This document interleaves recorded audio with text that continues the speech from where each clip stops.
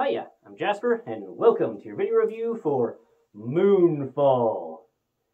It stars the owl from The Watchmen, and it also stars Halle Berry from, The Flintstones and John Wick 3, among other notable properties. So, as always, I'm going to give you the good, the bad, and the furry. Not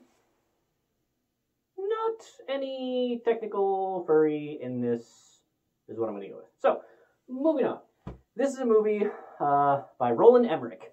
To give you an idea of a Roland Emmerich type of film, have you seen The Day After Tomorrow? World-ending disaster. Have you seen 2012? World-ending disaster. Well, if you've seen those type of movies, and you like those type of movies, got some good news for you. This is another of those type of movies. And I know I like those type of movies, so I was excited to see this.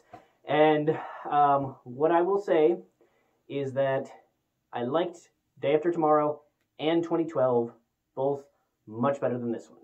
This one was still good for a world-ending movie, but it felt like he got bored with the world-ending aspect. Like he was like, here, let's do a world-ending disaster type movie. You know what? I've done a couple of those. I'm really good at that. Let's add on some other type of movies into there and just kind of squeeze them together and make it work. And I don't think it quite worked. I think that if they had done one or the other, it would have been good, but trying to combine them, it lost some of the interest for me. It felt like they kind of, not quite two separate movies, because it wasn't like, here's the end of this movie and the start of this movie, but it was more like we're watching like two different movies interspersed.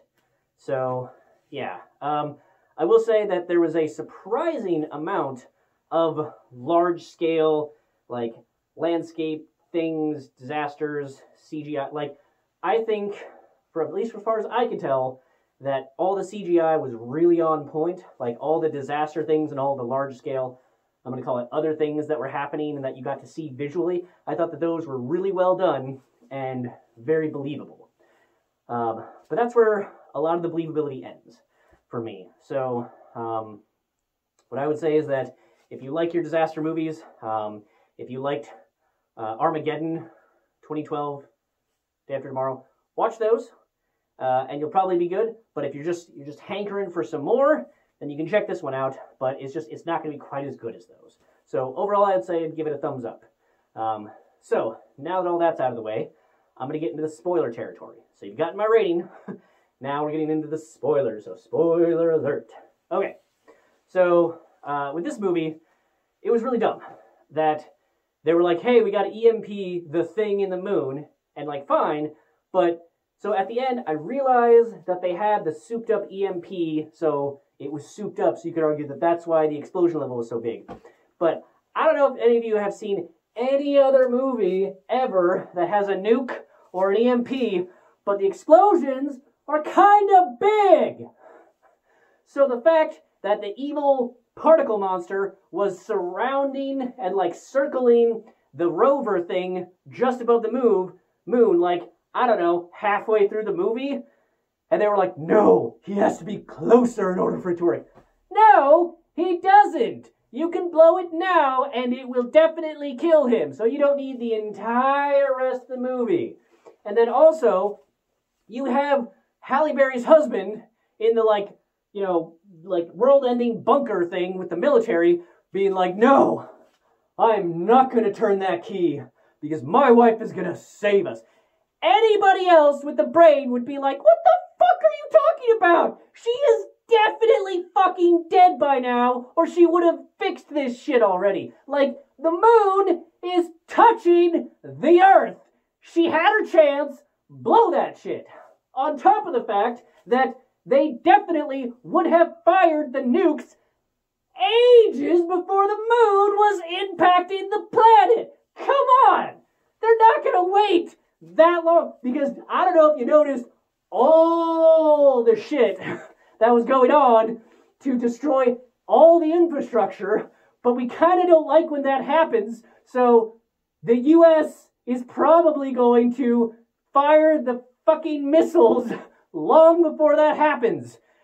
Now, I would have been fine if they fired the missiles and Then it didn't work, and they're like, oh, darn, it didn't work.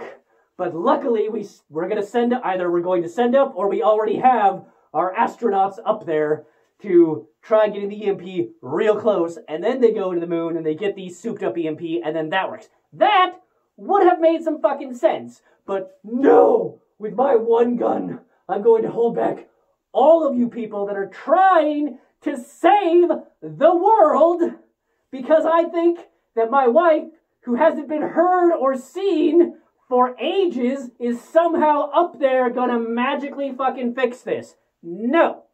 No. So, that wasn't believable. And then fucking Michael Pena, you know, Ant-Man's buddy, just is like, oh, just go on. I'm just gonna die here real quick. Don't worry about me. I could definitely just, you know, switch on and off with the child, but no, I'm gonna just die now. Don't worry. Sacrifice! No. No.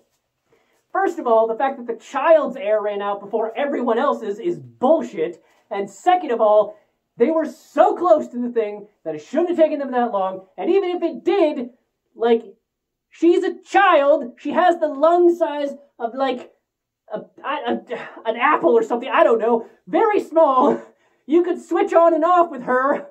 Just, hey, hold your breath real quick, honey. Cool.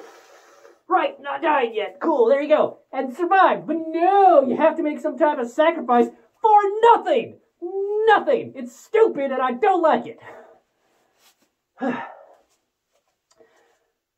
Also, the fact that Halle Berry's character never believed him when it would be like, hey, maybe there should be suit cameras from this, or like, you know, maybe I should science my way to think that that doesn't work. And then their whole explanation of like, oh, it spent the last 10 years tunneling in. Okay, so nobody just ever looks at the moon to see.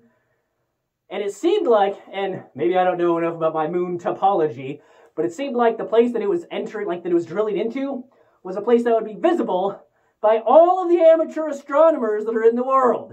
So you think one of them might have noticed a really big fucking dust cloud as this thing is burrowing in. You know, I'm just saying, like, have it on the dark side of the moon, fine.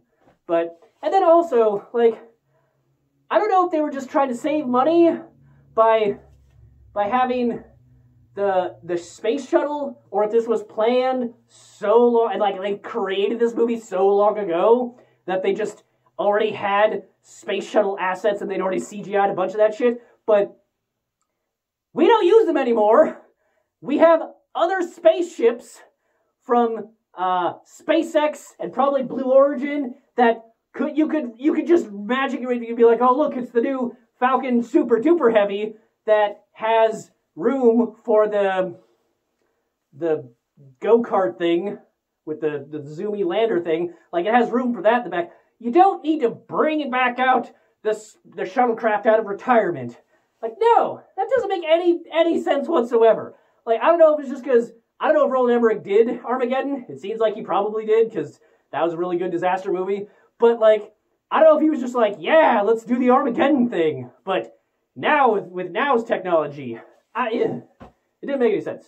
But the interior of the moon was really beautiful. I was surprised at how much I feel like they spent to make that scale and everything look really good. But yeah, and then the other thing is that, like, the stupid monster thing, like, it could have just spent the last 10 years killing all the things on Earth and then coming back and finishing off the moon. Like, there was a lot of plot holes that didn't make any sense.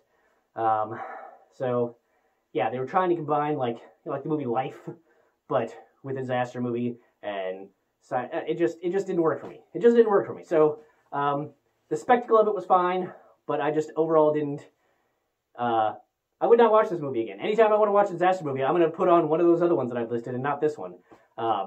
So, I'm sorry, but that's swing and a miss on that front to me. But not a terrible, like, the quality overall, I think, was fine for this level of movie. That's why I still give it a thumbs up. So, not for me, but overall thumbs up. Because that's all that matters. Thumbs up and thumbs down. Alrighty, so have you seen it? What did you think of it? Let me know in the comments down below. Alrighty, thanks for coming. Thanks for watching. Hope to see you in the next one. Bye!